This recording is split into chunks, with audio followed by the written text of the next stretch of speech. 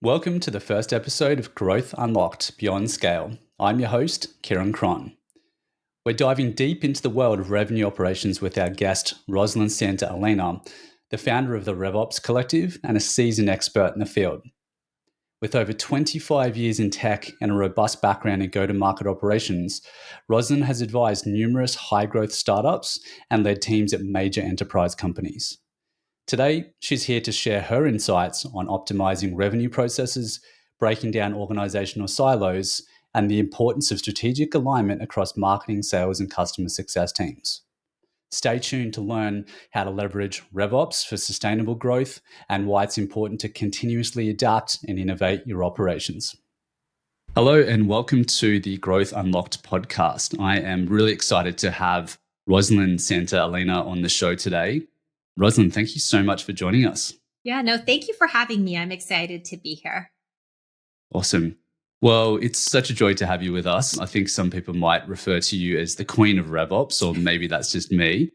But really excited to have you on and get to tap into your mind and learn a bit more around what is revenue operations, understand a bit about your journey and your history in terms of your career, how you got to where you are today, and then, see how we can potentially extract some actionable insights for the listeners. Okay, sounds great. Awesome.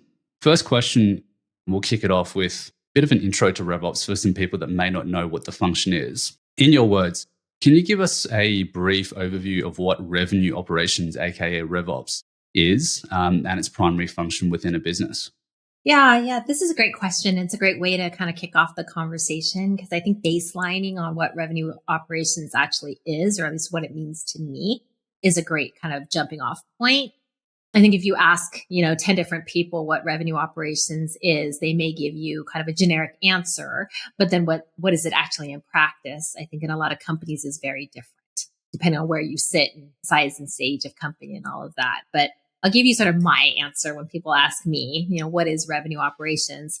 I think about revenue operations as really the infrastructure to support really the end-to-end revenue process and really aligning with the customer lifecycle, if you will, from, top of funnel marketing through kind of being a prospect in sales and sales, especially in SaaS, kind of the customer success, services, support, and the ongoing, growth and expansion with an account.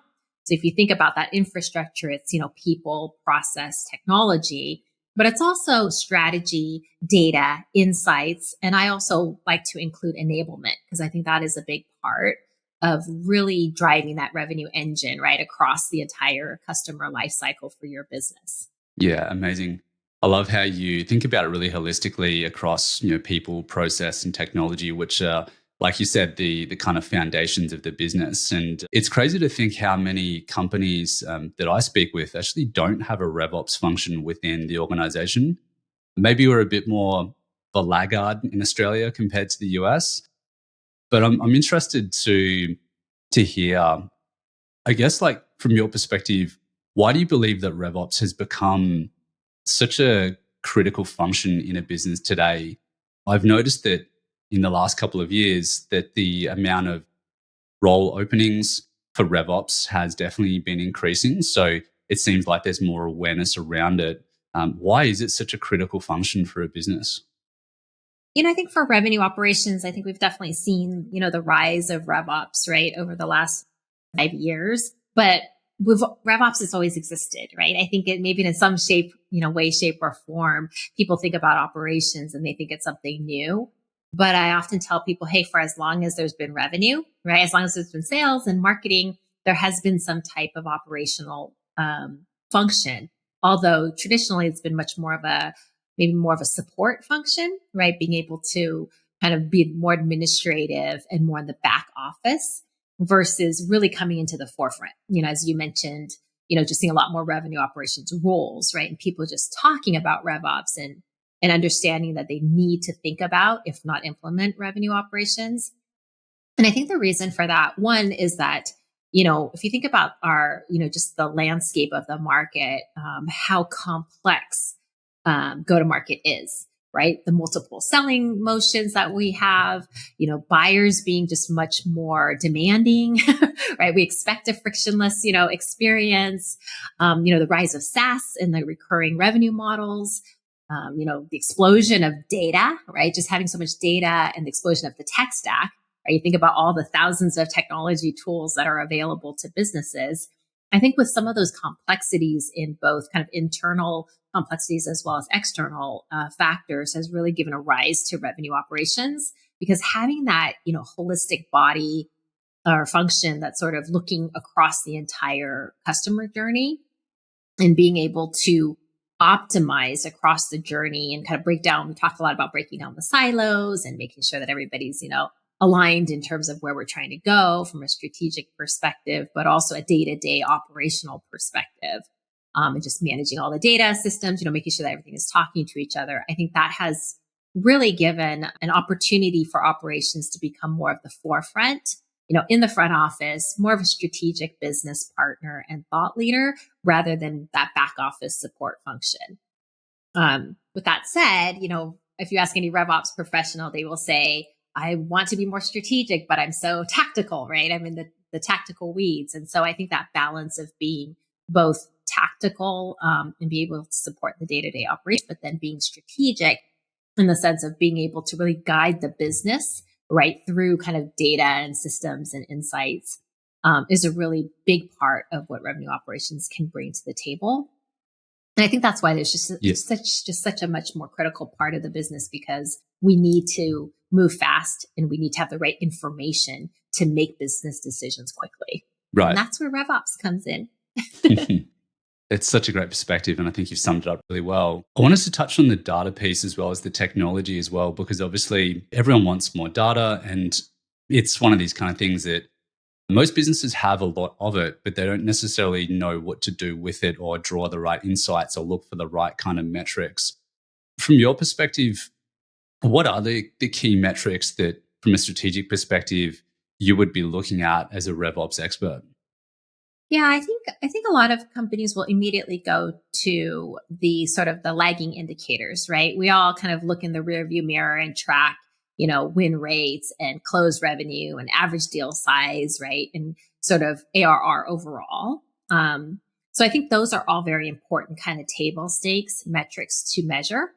But I also think that once you have that strong data infrastructure where you can rely on the data and actually that the data is meaningful and meaningful to your business, then you can start to really unlock more of the why, right? Really those insights into more of the leading indicators of how your business is performing. And what I mean by that, I think a lot of times is focusing less on activity, right? We always talk about activities, meetings, calls made, meetings booked, leads that come in, visits to your website. But really what's important about all of that is conversion, right? You want to know how things are converting across the funnel, right? Whether it's from MQL to SQL or whatever you call your terminology, but from marketing to sales and sales to, close deals. And even within each stage of your sales process or even your marketing process, it's understanding what is converting and why between stages. A lot of companies that I work with and people that I talk to, they're very focused on, we need to improve our, win rates, for example, or they need to just close deals because everyone wants to just close deals faster, right? Close more deals faster. But how do you do that, right? Instead of just focusing in on the end goal, I think the metrics that are important is what are those levers that you can tweak and turn that can incrementally improve each part of the funnel, right? What can we do to get 2% better conversion from MQL to SQL? What can we do to, move deals through the sales cycle from, discovery to, whatever your stages are, but really understanding those metrics is what can actually drive next best action. Yes, absolutely. And I know that every business would be unique and have their own nuances, but are there any tactical things that you've seen working well for businesses to lift? You mentioned potentially increasing the conversion rate from MQL to SQL. Any examples of things that you might be able to share with the audience? I think that this is probably one of the most common problems, right? That I see organizations. It's like, well, we have tons of leads coming in, but those don't convert into closed deals, right? And what happens between a lead coming in and a closed deal, there's so much going on there. But being able to understand even, am I getting the right leads? right? Are those high quality ICP, I guess even the question is, do you have your ICP defined? Right? A lot of times you get those kind of questions too, but really understanding like what's the quality of your leads that you're getting, right? And then what are we doing to convert those into, into sales accepted leads, right? And really understanding that I think is a very easy way to start to get better outcomes. If you just look at the leads that you're getting, why are they not converting, right? And the ones that do convert, what's different about those, right? And that's something that everyone can actually go do today, right? Is look at all the leads that you've received over the last, quarter, whatever is meaningful for your business. And then understand the ones that didn't convert. Why didn't they convert, right? Were they because they're the wrong personas? Were they the wrong titles? Maybe the wrong level of, companies, wrong industries, whatever those reasons are. And for the ones that did convert, why, right? What is it that is different about either the firmographics of the account, the type of persona, or the actions that the team took, right? Because we all know, when leads come in, they're hot and they quickly cool down. So there's a lot of things there that you can actually look at to say, what can I do better? Such good advice.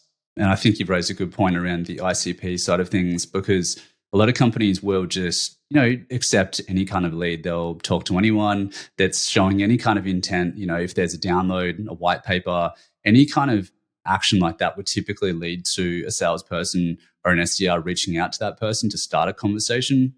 When if they slowed down and thought about, let's be selective about the people that we want to have conversations with, I think that'd have such a big impact on their conversion rates. And then also there's always the opportunity cost, right? If you're spending half an hour to an hour speaking to a person that might not be the best fit, what could you be doing with that time back? That's right. That's right. And I think, especially in earlier stage companies, you kind of want to take every lead, right? You just want to talk to anybody. And I get that kind of when you're first starting out, because you're just trying to figure out a lot of that. But as you start to define your ICP, then to your point, you want to spend your most precious resources, which is, a lot of times it's your sales reps, right? The most expensive and precious resources. You want them focused on the best leads, right? And the best accounts, the ones that have the greatest chance of conversion. And then, but that doesn't mean that you ignore the other leads, right? You can put them into different types of nurture campaigns. You can kind of warm them up and, continue to drop content or invite them to events or whatever your strategies are. But there are ways to continue to engage with them until they get to the point that shows enough intent and enough interest to have sales engage. Yeah, spot on. I'm interested to think ahead to the future. How do you see the role of RevOps evolving over the next few years, especially with big advancements that we've seen with technology? Obviously, AI is here and it's not going anywhere. And then changes in the business landscape. How do you see things evolving in the RevOps space? Yeah, I definitely think that with revenue operations, the more that we, when we start to unlock some of this, capabilities from a tech perspective, especially with AI and just the amount of insights and analytics that is available to us, ideally, I think for RevOps, we can really start to leverage technology to help do those deeper insights of things that we can't do or we can't get to, right? Sometimes it is, because we just don't have the bandwidth to take, hours and hours to go download data and, pivot and scrub it all different ways in Excel or in a Google Sheet. So let analytics help us so that we can use, so that we can kind of up level ourselves to be more focused on what is the data telling me and what recommendations should I be making for the business versus doing the tactics of actually building the insights and building the data. The other thing with technology is that sometimes it provides the insights that we wouldn't even think of asking. Some of those deeper insights where, with AI, they can really do pattern recognition and understand, things that are familiar or similar in your business and start to highlight some of those things that you may not necessarily even find on your own. So I think that with that rise of just AI and the technology, I'm hoping that with RevOps that will continue to really elevate the people and really elevate the function so that we can leverage technology to kind of get out of the weeds and spend more time on driving the business. Yeah, absolutely. I think any way that we can find tactical things using technology to cut down on potentially mundane tasks or things that could be automated to free people up to, use their brains and think creatively, and Yeah. strategy is always going to be a positive, isn't it? Yes, 100%. Awesome. Shifting gears a little bit, thinking about you and your journey, how you got here today. Looking back on that journey from when you started, what's one decision that kind of seemed counterintuitive at the time but proved to be pivotal to your success? Yeah, I think about probably two things, but maybe one is more relevant to the audience and maybe more relevant for this conversation. Is so I started in my career working in a lot of larger public enterprise companies, right? Like 2,000 employees to 50, 60,000 employees, really kind of large, hundreds of millions to tens of billions of revenue. And then I was at a point in my career where I was a senior director, kind of moved my way up. I was managing a large team for a really large organization. And I had an opportunity to go to a startup, less than 100 people, maybe 10 customers, right? Really went from like super, probably the largest company that I worked for to a very, very tiny company.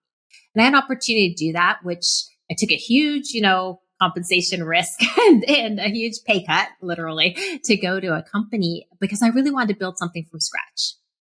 And I wanted to take my experience and go kind of roll up my sleeves and, build something from scratch. So an opportunity to do lots of things that, I hadn't done for many years, or maybe I never did because I had a team doing it.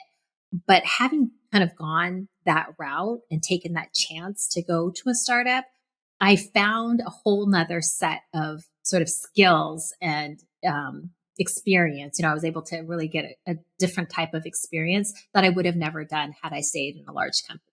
Right. Kind of fast forward, I've been at 5, right? SaaS startups, anywhere between kind of Series A to Series E, and have just continued to build on my experience and my sort of my toolkit. I always talk about my toolbox, but I've been able to really build off of that. And at the time, it was like, are you sure you want to go to a small company? The risk, the pay, you're already kind of established. You're probably on a path to, continue to move up in executive leadership and broadening the skills. But I wanted to do that. And it's actually led me down a path where I was able to leverage my kind of big company experience to help be scrappy and kind of build out different startups. And it's been really rewarding, selfishly.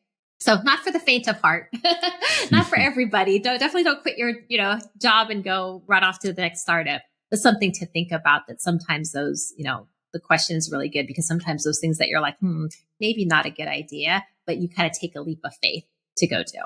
Absolutely. A leap of faith, I think, is the best way to describe it, because a lot of people might not have that courage. It seems pretty scary to kind of jump off the ledge and not really know what's on the other side.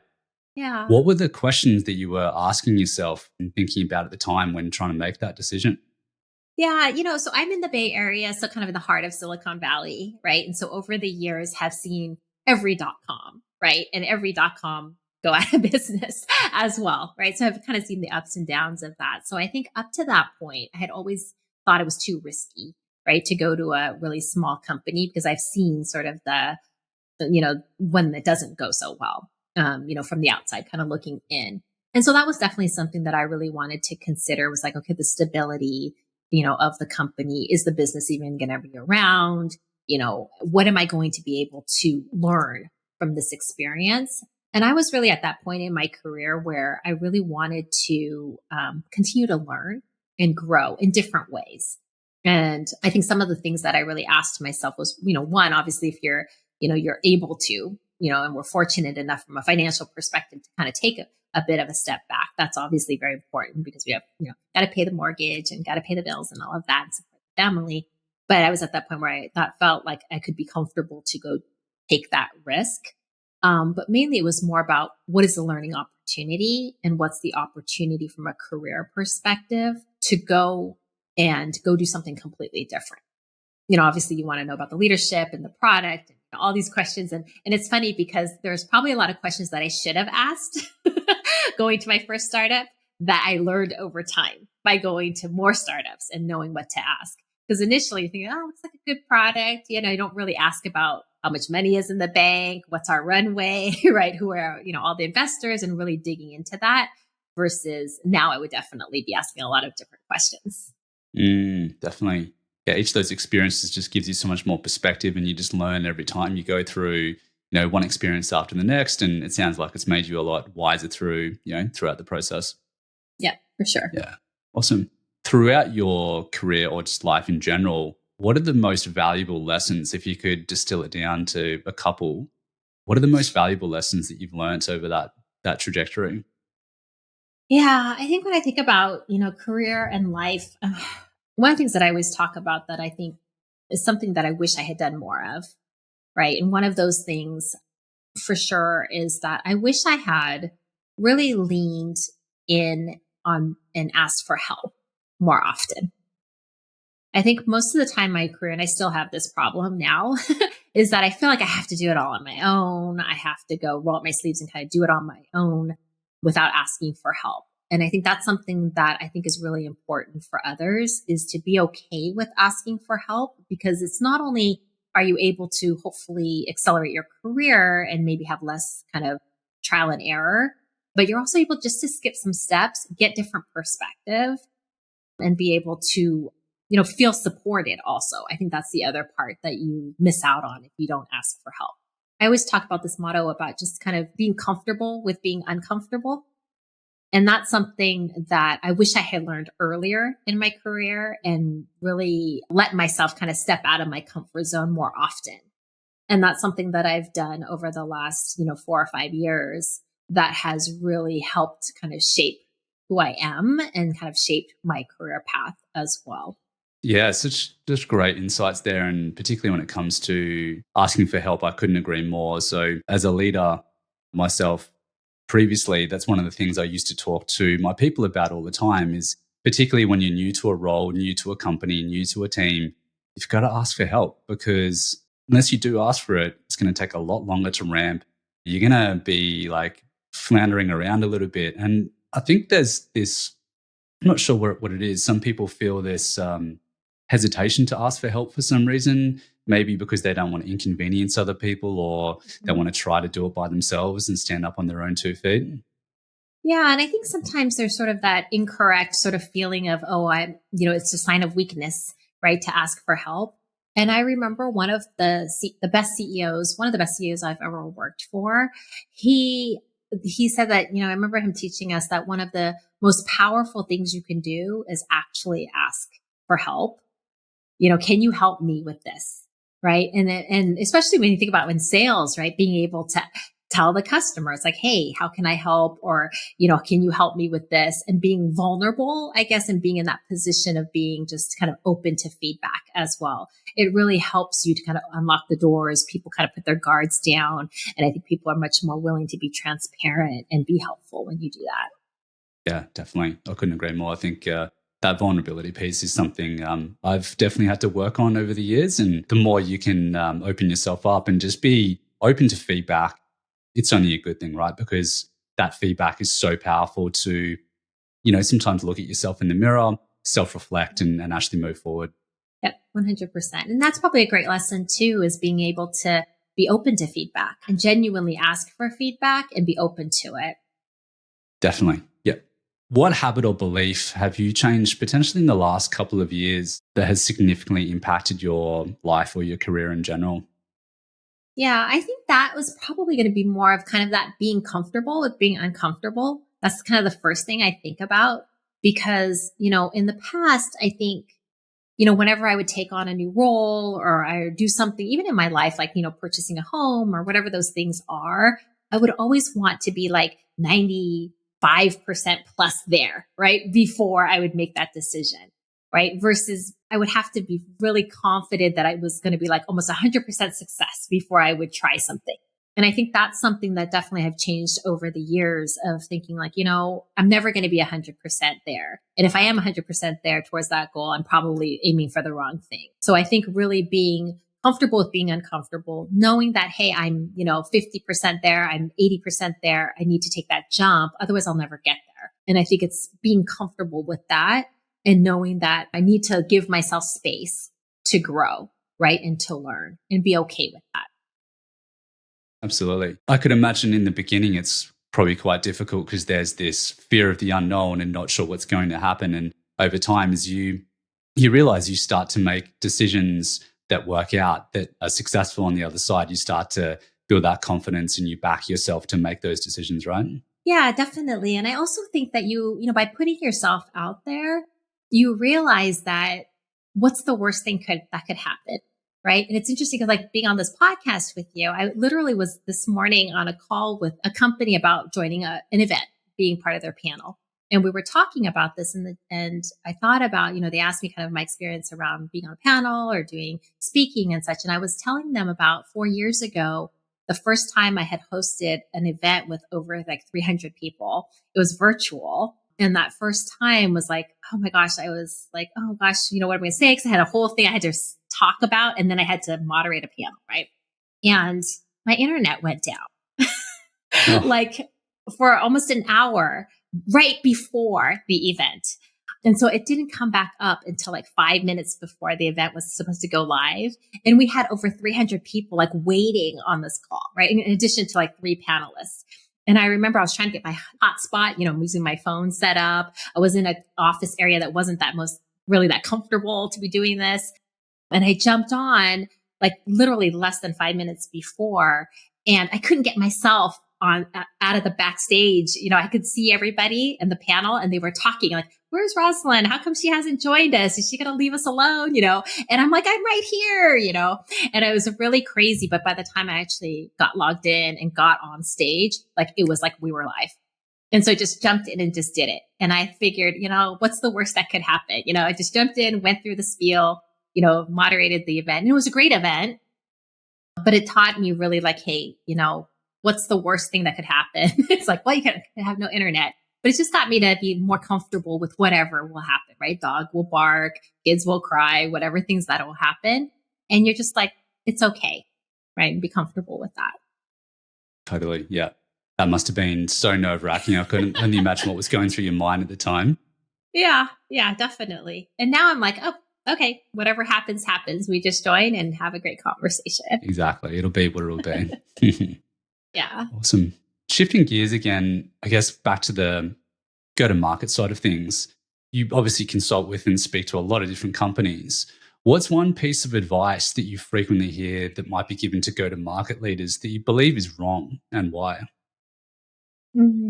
Yeah. Probably top of mind for me, since we were talking a little bit about top of funnel and ICP and things like that.